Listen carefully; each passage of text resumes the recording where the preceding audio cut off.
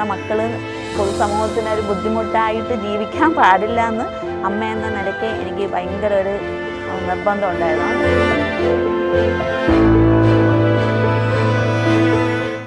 എൻ്റെ പേര് ഫാത്തിമ, എൻ്റെ മോളുടെ പേര് കരിഷ്മയാണ്. പിന്നെ ഇവിടെ ഡിഫറെൻ്റ് ആർട്സ് സെൻറ്ററിലാണ് മോള് ഡാൻസ് സെക്ഷനിലാണ് നിൽക്കുന്നത്. ഇവിടെ വന്നിട്ട് നമ്മൾ 4 വർഷം കഴിഞ്ഞിട്ട് ഇത് 5ാമത്തെ വർഷമാണ്. മോള് നോർമൽ സ്കൂളിൽ തന്നെയാണ് പഠിച്ചുകൊണ്ടിരുന്നത്. ഇപ്പം കഴിഞ്ഞ വർഷം +2 കഴിഞ്ഞു. ഇപ്പോൾ ഇവിടെ വന്നിട്ട് ഡാൻസ് സെക്ഷനിലായിരുന്നു.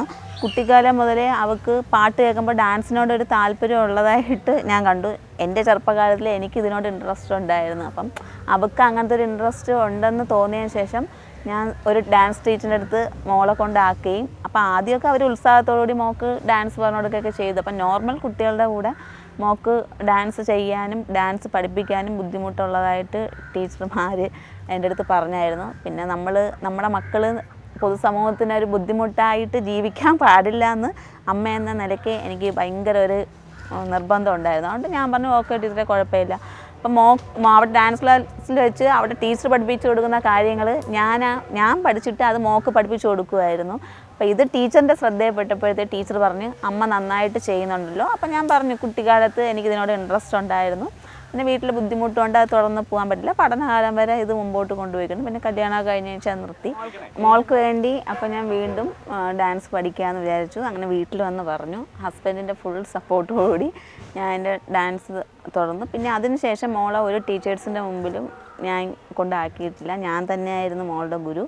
അപ്പം ഞാൻ പഠിക്കുന്ന കാര്യങ്ങൾ മോളെ കൊണ്ടൊന്ന് പറയുമായിരുന്നു. ആദ്യമൊക്കെ ഭയങ്കര ബുദ്ധിമുട്ടായിരുന്നു. അപ്പം മോൾക്ക് ഡൗൺ സിൻഡ്രോം ആയിരുന്നു. അപ്പം പറയുന്ന കാര്യങ്ങളൊക്കെ താമസിച്ചേ ചെയ്യുള്ളായിരുന്നു. അപ്പം ഞാൻ നല്ലതുപോലെ ഹാർഡ് വർക്ക് ചെയ്തു. അതുപോലെ മോൾക്ക് ഇതിനോട് ഇൻട്രസ്റ്റ് ഉള്ളതുകൊണ്ട് മോളും അതനുസരിച്ച് ഹാർഡ് വർക്ക് ചെയ്ത് അങ്ങനെ ദിവസങ്ങളും മാസങ്ങളും വർഷങ്ങളുമായി. അപ്പോഴാണ് നമ്മളിവിടെ അറിയുന്നത് ഇങ്ങനെ ഗോപിനാഥ് മുതുകാട് സാറ് ഇങ്ങനെ മാജിക് പ്ലാനറ്റിൽ ഇങ്ങനെ ഒരു ഡിഫറെൻ്റ് ആർട്സ് സെൻ്റർ തുടങ്ങുന്നു. അങ്ങനെ മോൾക്ക് അഡ്മിഷൻ എടുക്കുകയും ഇവിടെ മോൾക്ക് അഡ്മിഷൻ കിട്ടുകയും ചെയ്തു. അതിനുശേഷം മോള് വാല്യൂവിൽ ഡാൻസ് സെക്ഷനിലായിരുന്നു. അപ്പം ഓഡിയൻസ് വരുമ്പോഴത്തേക്ക് അവൾക്ക് സന്തോഷമാണ്. മറ്റത് ഞാനാണ് അവളെ പഠിപ്പിച്ചുകൊണ്ടിരിക്കുമ്പോഴത്തേക്ക് അവൾക്ക് ഇൻട്രസ്റ്റ് ഉള്ള സമയത്ത് അവളുടെ സ്വഭാവം കണ്ടാണ് ഞാൻ അവൾക്ക് ക്ലാസ് എടുത്തുകൊണ്ടിരുന്നത്. അപ്പോൾ ഇവിടെ വന്നപ്പോൾ അങ്ങനെയല്ല. അവളുടെ ഡാൻസ് കാണാൻ എന്നും ഓരോ ആൾക്കാർ വരും, ഒരുപാട് ആൾക്കാർ വരും. അപ്പോൾ അത് വൈകുന്നേരം ആകുമ്പോഴത്തേക്കും അല്ലെങ്കിൽ ഷോ ഉള്ള സമയത്ത് ഗസ്റ്റായിട്ട് വരും, സാറ് വന്ന് കാണും. അപ്പോൾ അതുകൊണ്ട് അവളുടെ സ്വഭാവത്തിൽ പെട്ടെന്നായിരുന്നു ഒരുപാട് മാറ്റം ഉണ്ടായിരുന്നത്. മോൾക്ക് സ്പീച്ചിന് ഒരുപാട് ബുദ്ധിമുട്ടുണ്ടായിരുന്നു. ഇവിടെ വന്ന സമയത്ത് പാട്ട് സെക്ഷനിൽ കൊണ്ട് ഇരുത്തുമായിരുന്നു. അവൾ മൈക്ക് കിട്ടിയാൽ പാടും, പക്ഷെ പറയുന്നത് എനിക്ക് പോലും ഇവിടെ വന്ന സമയത്ത് മനസ്സിലാവില്ലായിരുന്നു. പിന്നെ പാട്ട് സെക്ഷനിലെ ടീച്ചർമാർ പറയും കുഴപ്പമില്ല എന്ന് പറഞ്ഞ് മൊബൈൽ മൈക്ക് കൊടുത്ത് അങ്ങനെ പാടിച്ച് ഞങ്ങൾ സ്പീച്ച് തെറാപ്പിയൊക്കെ കൊടുത്ത് അങ്ങനെ ഇപ്പം അവൾക്ക് സംസാരം നല്ലതുപോലെ ക്ലിയറായി വരുന്നുണ്ട്. ഇപ്പം മറ്റുള്ളവർക്കും അത് മനസ്സിലായി തുടങ്ങുന്നുണ്ട്. അത് തന്നെയാണ് ഏറ്റവും വലിയ സന്തോഷം. കാരണം വെച്ചാൽ എനിക്ക് പോലും അവൾ പറയുന്നത് മനസ്സിലാവില്ലായിരുന്നു. ഇപ്പോൾ സ്കൂളിൽ +2 വരെ പഠിച്ചിരുന്നെങ്കിൽ ടീച്ചേഴ്സിനാണെങ്കിൽ അറിഞ്ഞൂടായിരുന്നു. നോർമൽ കുട്ടികളായതുകൊണ്ട് വലിയ ഫ്രണ്ട്സും കാര്യങ്ങളൊന്നും അവൾക്ക് ഇല്ലായിരുന്നു. അവൾക്ക് കിട്ടിയ ഒരുപാട് ഫ്രണ്ട്സ് എന്ന് പറഞ്ഞാൽ ആൺകുട്ടികളായിക്കോട്ടെ പെൺകുട്ടികളായിക്കോട്ടെ ഇവിടെ തന്നെയായിരുന്നു. പിന്നെ ടീച്ചേഴ്സ്, ഒരുപാട് പാരൻസ്, പിന്നെ ആൾക്കാരുമായിട്ട് മിങ്കിൾ ചെയ്യാനുള്ള ഇത് അവൾ പഠിച്ചിട്ടുണ്ട്.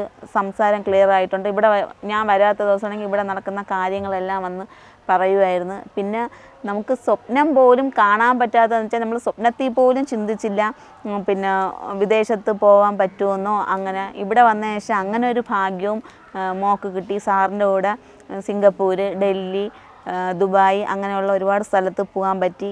അതിലപ്പുറം നമ്മൾ ഫ്ലൈറ്റിൽ കയറാൻ പറ്റിയെന്നുള്ളതാണ്. അതൊക്കെ ഇവിടെ വന്നതിന് ശേഷം കിട്ടിയ ഭാഗ്യമാണ്. വേറെ ഒരിടത്തുനിന്ന് ഇതുവരെയും കിട്ടിയിട്ടില്ല, കിട്ടുമെന്നും ഞങ്ങൾക്ക് തോന്നുന്നില്ല.